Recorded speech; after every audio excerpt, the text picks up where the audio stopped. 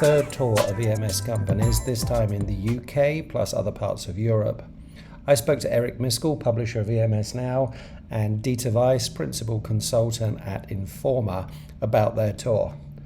Boy, do these boys talk a lot. For that reason, I decided to split the conversation into three parts. This first part covers the tour of the UK and an overview of the UK EMS market. Dieter, start by telling me what you've been doing in Europe and why you invited Eric to come and join you. Well, first of all, I have been working together with Eric now for several years. He's a really smart guy, and he has a lot of knowledge about this industry. In actual fact, he has been doing market research much earlier than I did, and when he experienced that I was doing it in Europe, he wanted to find out whether I was just a smart or whether I was really doing it carefully. So he checked on my numbers to find out that he considered my numbers and the way I've been doing it very reliable and good.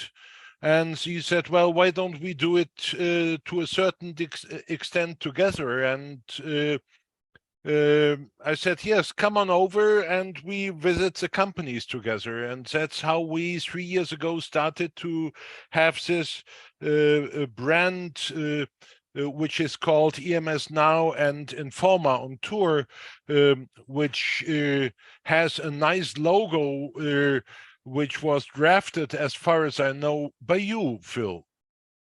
Was it? It Yes, could well have been, yes. The So tell me about this.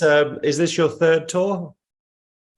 This was the third tour. Yes, we started. The first one was in in the heart of COVID, which was quite a challenge when we did Estonia and mostly Germany, but a couple other in Austria and Switzerland. Last year we did Sweden, France, through Germany, Netherlands and Belgium. Netherlands and Belgium. And then this year we started in the UK. Then actually we saw 6 countries, or 19 companies in 6 countries this last tour. So it's gotten a little bit more and more every year.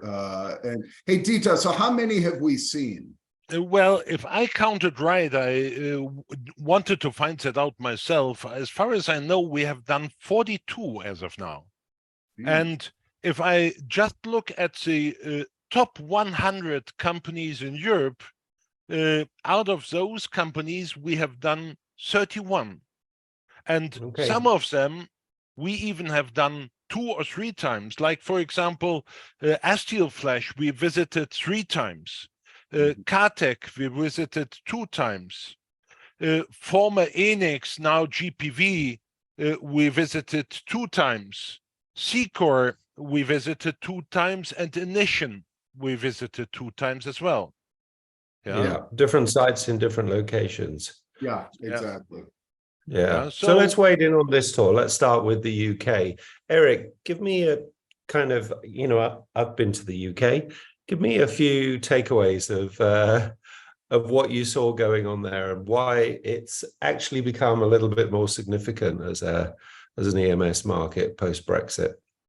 Yeah, and the Brexit issue is a big one there, right? So no, listen, we were very impressed with what we saw there. I thought that there's really good work being done. Most of it, of course, is kind of that high mix, lower volume type manufacturing. It tends to be in some very focused industries. Dieter can speak to the sectors, but for example, there's more of the military electronics outsourced in the UK than there would be by comparison in Germany, which does not outsource a lot of that historically. We, I think, visited with 6 different companies, plus we attended an event in London, the IPC EMS day. Yeah, it was, first of all, I hadn't been to England since I was a little toddler, so it was, what a beautiful country. We had a great tour. So I'm sorry I've stayed away so long. But the industry itself, there would seem to be a lot of energy. There's a lot of good design. There seems to be a lot of tight relationships with their customers. What else would I say? There also seems to be an enthusiasm to help elevate the industry, to try to make it a little more known and better known within. I think one of the key at the EMS day, one of the participants shared the story that when they asked, I guess the equivalent of high school children or children, you know, what an engineer was, they said, oh, that's the fellow who fixes the car, right? And they said, no, we really need to do a better job. Mechanic. Yeah, elevate. And by the way, and a lot of the themes from England will carry over to the other countries we visited, but labor is certainly a major issue, right? And that's where Brexit has had an impact as well, both with adding a little more bureaucracy to the shipping of goods out, but also with the availability of labor. So. Yeah, talent's a huge thing everywhere. And one of the these companies that are trying to combat talent is automation. Where did you feel the UK sat in the kind of automation race with respect to perhaps the rest of Europe and other facilities you'd seen?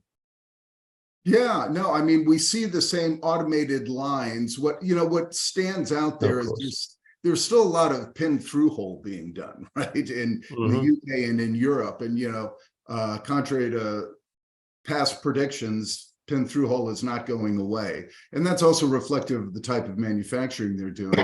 But the interesting dynamic there is that the volumes are so low or lower end that it may not be cost justified to automate it. So it's better to do that through manual, which brings us back to the issue of labor availability and labor. Yeah, it comes back to talent again. Dieter, what do you think on the? Give me some of the highlight numbers from the UK and a bit of your impression. Yeah. Well, at the moment, the UK has about 4.7% of European revenues, with 193 EMS companies in accordance to our definition. It's just always a matter what you define as an EMS. If, for example, somebody only does cable harnesses, or he does is just an engineering office, even so working for EMS companies, we don't count him. Still, the heart of EMS for us is PCBA manufacturing. So if you only count those, you get to 193 companies, which do about 2.4 or have been doing 2.4 billion euros in 2022, with about 11,200 employees. Yeah, so those are the basic numbers. We are constantly seeing changes, not only in the UK, in all of Europe, but in the UK as well. There's people who are being acquired, there are people merging, and there are smaller companies closing. That has become, over the last 2.5, 3 years, has become a harsh reality in regards to the fact that it becomes more difficult for EMS companies to make reasonable numbers, or better to say, to make profits, because we are not just here to turn around money, but we are here to make profits, to have a reasonable investment, and it's getting difficult for smaller companies. Yeah, and when you look at that M&A activity, has that accelerated post Brexit, and is it predominantly European players that are acquiring in the UK, or is it global players that are looking to have a base there? It's all over Europe. For example, in 2022, we counted a total of I think about 45 M&A activities, and again, I'm not sure whether we caught them all. Yeah. No, specifically, Dieter, I was concerned about the M&A activity in the UK. Who's buying the UK companies? Well, that's interesting. For example, there was one American company buying another one. and that actually is going back to 2 years ago, and they looked at this business for some time, and then they made the change and had this company merge into the mother company, and they increased revenues 5 times, yeah, from 5 million to 25 million, and they are now exporting. Again, it's a company working in airspace and defense, and the mother company is located in California, and they are now having huge exports. So it looks as if the mother company is using the UK as a cheaper production facilities and the costs they have in California. Okay. Yeah, Okay. and it's again, all, you always see that when you look at the UK, a lot of them have very strong relations with the United States. I don't know whether that's due to the missing language barrier. Yeah. So there's a lot of exports from the UK to the United States. Yeah, I think it's the Eric will know the term divided by a common language. But I think a lot of US companies certainly saw the UK in the early days of globalization as a gateway to the European market. You know, there's also, to your question too, Phil, two quick comments. One is I also got a sense that there's also desire by these smaller mid-tier EMS to get bigger and establish more. So I think some of that is probably going to be some consolidation within the UK. But interestingly, while we were over there, one of the stories that came out is one of the large ones had exited the UK, right? I believe that was Fabrinet, right? Dieter Yep. had shut down. They transferred all of that business to Israel now. Yeah. So there was also, and I don't know the reasons behind that, but that was noteworthy, right? And you know, frankly, that also opened up a bit of labor availability, for some of the other EMS.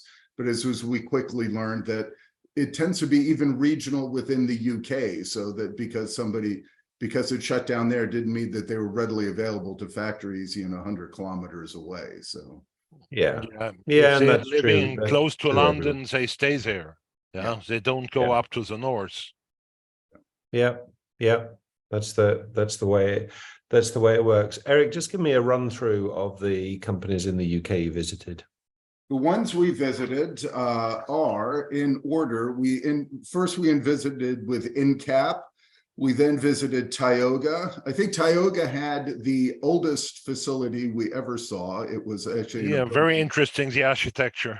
Yeah, for an old 1800s buildings, historic on the outside, modern on the inside, right? We then visited Escatec Mechatronic.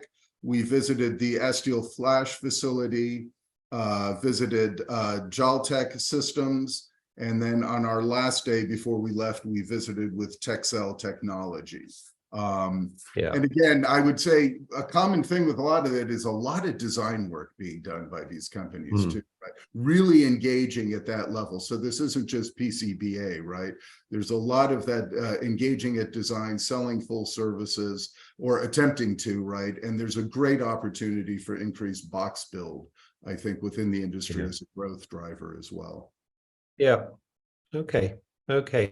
And optimistic about the future for the UK, given the challenges around inventory and around talent. You still think it has a strong future?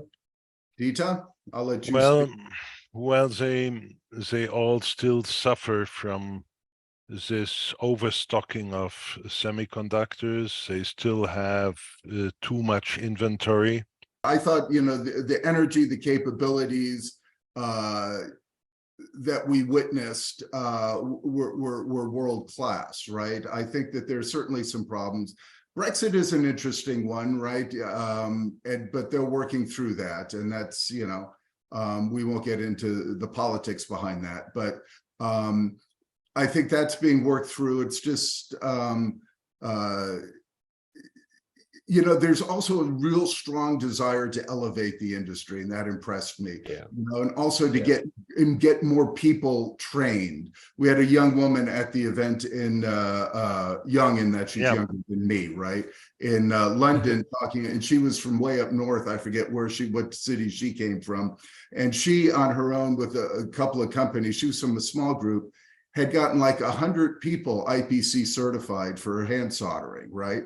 And it's like, we even joked, we should put her in the government and put her in charge of the initiatives for this, because clearly there's a lot of activities going on to strengthen the industry over there. And I think that, you know, the business is there. It's as it is in most regions of the world. It's really a matter of, you know, taking advantage and capturing that business now.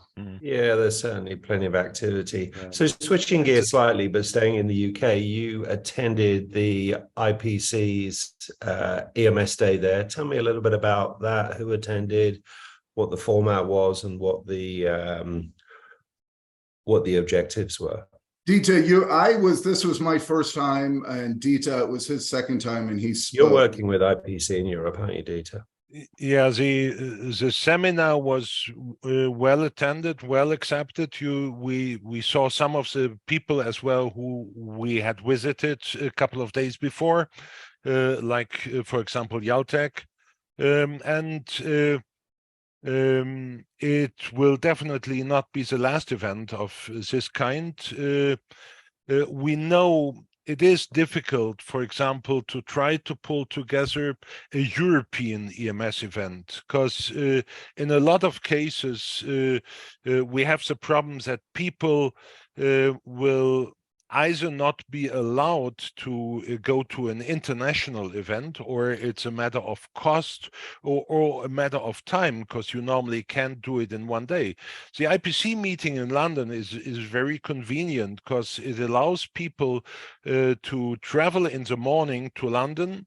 The seminar starts at 12 o'clock and goes up to, let's say, 5. We have some drinks afterwards, but the people get home the same day, and the cost is relatively low, and therefore it is being accepted. We have to realize a lot of the companies we are talking here about are companies with less than 50 million in revenues. It's not that they have real big budgets on traveling. So even so, together with the IPC and the Estonian Association, we are doing this seminar in Tallinn every year, but I would not expect anybody from the UK coming to Tallinn, because to them it's 3 days trip and a lot of expenses. But if I just jump back to Brexit, people talked with us and told us as well, it has become a burden in regards to the paperwork when they deal with the mainland Europe, especially those companies like, for example, Escatec and Astilflash, as well as Incap. All those three have sister companies in Eastern Europe, and it has become difficult for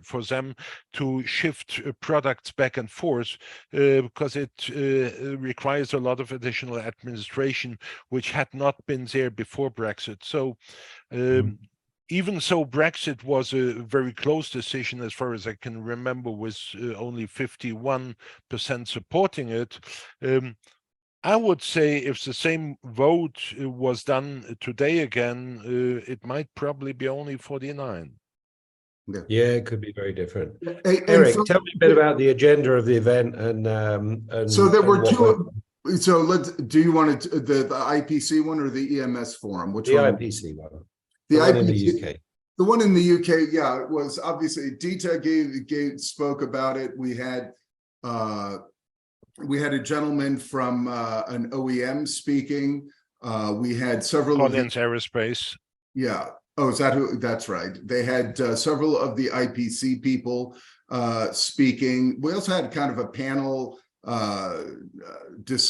was it not really a panel? It was more of an open audience discussion around the labor force issues at the end that I found very interesting and kind of people got into. So we had a direct line to the United States. Okay. With no, yeah, that's right. Sean Dubrovik, the economist, gave a bit of, you know, kind of some gloomy outlook, right, about some economic issues impacting the UK. But that's the reality that they contend with, as a lot of